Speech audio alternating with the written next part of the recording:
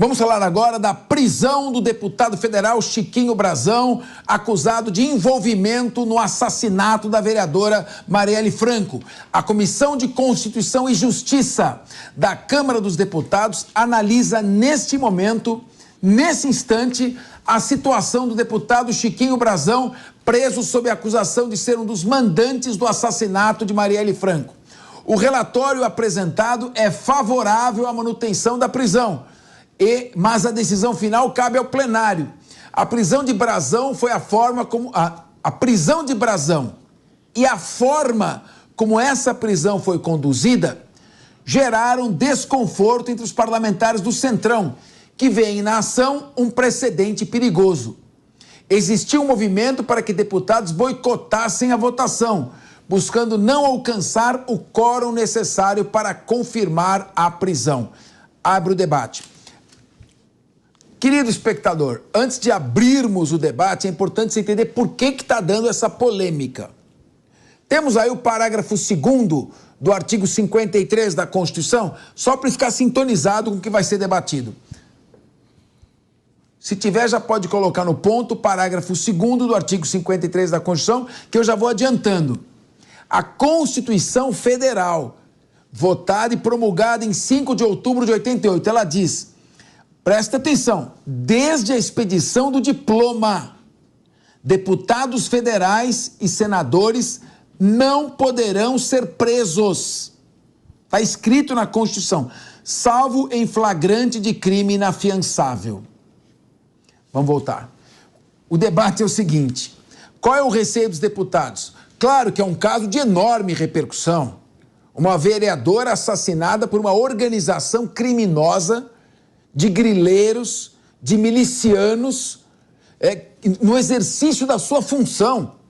Ela exercendo a sua função, vereadora eleita, foi assassinada por uma organização criminosa que teve seus interesses criminosos e econômicos atingidos pela corajosa atuação da vereadora. Todos queremos, o relatório da Polícia Federal é um relatório exemplar, tem 479 páginas, todos queremos a prisão e a condenação dos responsáveis. É um crime contra o Estado Democrático de Direito. A questão é a seguinte, essa é a questão. Num caso de tamanho clamor popular, pode-se usar como pretexto para acabar com a prerrogativa constitucional. Então, quero ver quem é que vai se insurgir contra a prisão preventiva de um idealizador, de um autor intelectual de um crime bárbaro como esse. Então, vai prisão preventiva em cima e o Congresso não tem como reagir, porque convenhamos, é extremamente antipático. E ao não reagir, cria-se o precedente de que parlamentares podem ser presos preventivamente. E agora? Ricardo Rousso, eu acho que a solução seria intermediária. Se ele integra uma organização criminosa, o crime é permanente. Enquanto ele pertence à organização criminosa, o crime está sendo cometido.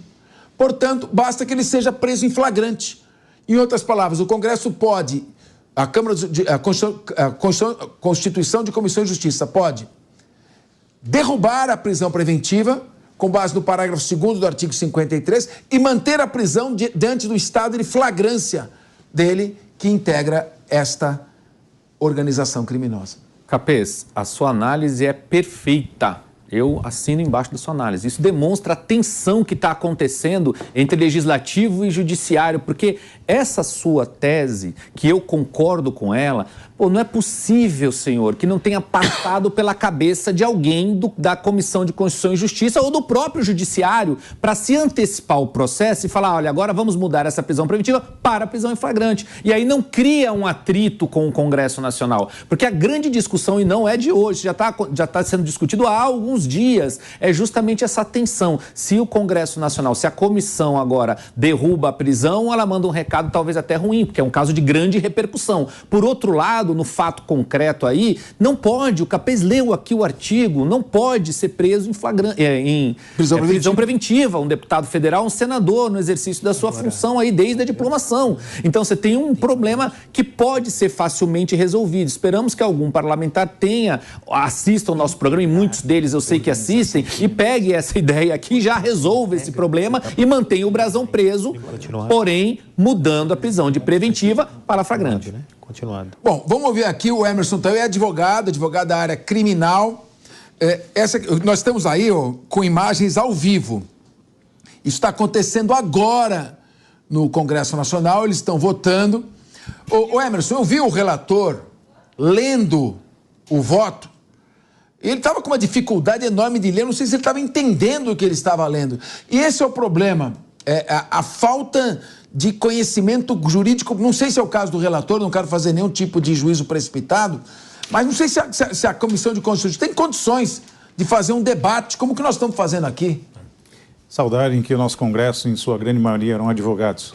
Enfim, como você bem desenhou, né? O próprio parágrafo 2º do artigo 53, ele é cristalino do meu ponto de vista. Não enxergo uma subjetividade. Sem contar o perigo de se abrir um precedente, né, assustador para quem é corrupto, né, dentro do Congresso Nacional, de fornecer de mãos beijadas essa oportunidade de que os parlamentares poderão ser presos preventivamente. A regra é clara. É importante destacar também que Chiquinho Brazão é um político sem muita expressão dentro do Congresso Nacional e talvez para regimentar toda essa parte da votação do plenário não seja uma coisa muito fácil de se conseguir, mas é um caso que preocupa porque estamos diante da moralidade, né, e da magnitude que o crime proporcionou, já passados aí 6 anos do homicídio de Marielle, e hoje o próprio Congresso debruçado sobre a imposição, se caberá ou não a prisão preventiva de Chiquinho Brazão. Cabe agora ao Congresso decidir se lança Chiquinho na cova dos leões e pode, alguns deles sofrerem um efeito rebote no futuro, dada essa precedência aí que pode se abrir. Ou, Rafael Macris, ou então os deputados federais e senadores se reúnem, acabam com essa prerrogativa, pronto, aprovam uma emenda constitucional e acabam com a prerrogativa do parágrafo 2º. E aproveitam e acabam com o foro privilegiado também. Era uma boa, hein, Capês? Mas o clamor popular e a politização desse caso da Marielle foi tão grande, Capês, nos últimos anos, como foi colocado aqui, há 6 anos aconteceu esse trágico o crime e demorou tanto para ser elucidado. Eu acho que muito por conta disso também. Era politização para cá, politização para lá. Ah, foi Bolsonaro, foi milícia, foi não sei quem. Que eles acabaram se envolvendo em uma bola de neve e dificultaram ainda mais a elucidação desse crime. Não se pode colocar o clamor popular, discussão popular, acima das discussões jurídicas e de seguir a Constituição que a gente tem hoje no Brasil. O absurdo foi tão grande que eles chegaram a declarar uma prisão preventiva e estão mantendo uma prisão preventiva, sendo que a prerrogativa constitucional é diferente. E a saída para isso daqui é bem clara, como você colocou, Capês. Prisão em flagrante e acabou. Se o cara faz parte de uma organização criminosa, ele está cometendo crime a todo momento. E se ele está cometendo crime a todo momento, ele pode ser preso a qualquer momento em flagrante.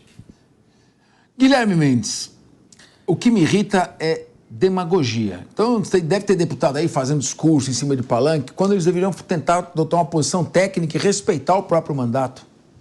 Não, claro, aqui é o que a gente vem falando, né? Embora o crime da vereadora Marielle tenha mobilizado paixões e realmente a tragédia sem precedentes, né? Como você bem falou, um político, uma política no exercício do seu mandato ser brutalmente assassinada da forma como foi e ainda demora em se identificar primeiro os autores e depois os mandantes, isso tudo gerou, sem dúvida, uma sensação muito ruim na população e, como o Rafael bem colocou, uma politização daquilo que não deveria ser politizado, né? Um crime tão bárbaro e uma tragédia dessa está acima de qualquer tipo de posição política.